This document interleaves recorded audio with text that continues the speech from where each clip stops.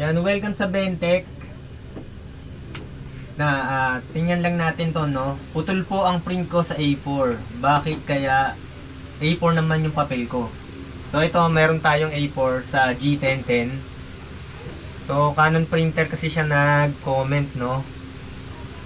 Ngayon, subukan nga natin kung putol. Photo print. Then ito na nga lang. Then select paper, matte photo paper, RC satin yung gamit ko, no? Layout, borderless. Then wala kasing settings dito, no, para mag-change printer. Yan, wala. Hindi tulad sa Epson Easy Photo Print meron. Then click natin yung print.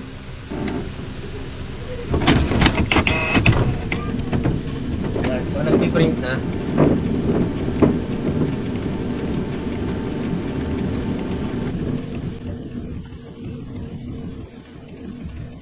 Sana pwede ulitin yung Canon G1010. Pwede pagpatayan sana sa L850. Tapos mura pa. Lalo hindi pwede.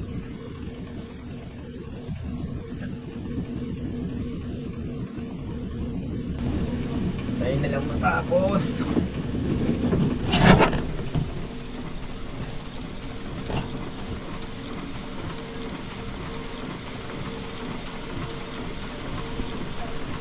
So dapat kasi proportion yung piniprint ninyo, medyo proportion. Kung hindi man talaga magsakto, dapat pa-rectangle, no? Pag pa-square, kasi borderless yan eh, mag-automatic expand yan. So may mapuputol talaga. Kung ganun man yung ibig sabihin ni ma'am. Yan.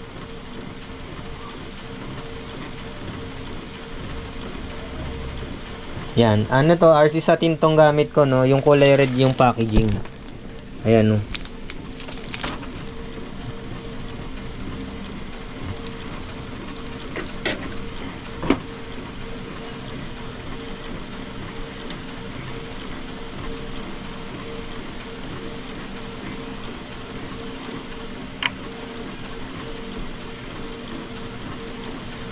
Yan.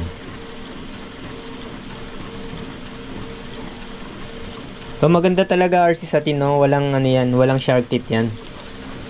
Kesa dun sa mga kwap na glossy, kahit manipis yan, may makikita ka dyang guhit.